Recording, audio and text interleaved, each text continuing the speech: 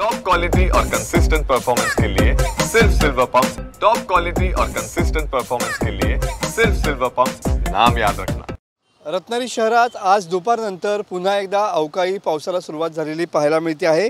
विजांच्या कडकडाटासह रत्नागिरी शहरामध्ये हा अवकाळी पाऊस दुपारनंतर या ठिकाणी होताना पाहायला मिळतो आहे।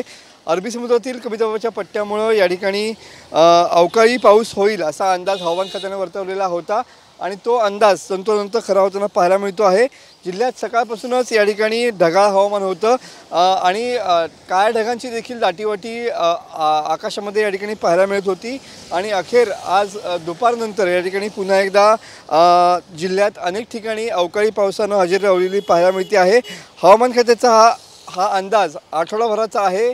येणाऱ्या पूर्ण आठवड्यामध्ये अशाच पद्धतीनं जिल्ह्यामध्ये अवकाळी पाऊस होईल असा इशारा हवामान खात्याने दिलेला पाहायला मिळतोय आणि त्याच पद्धतीनं सध्या रत्नागिरी जिल्ह्यातल्या अनेक भागामध्ये सध्या अवकाळी पाऊस होताना पाहायला मिळतो आहे।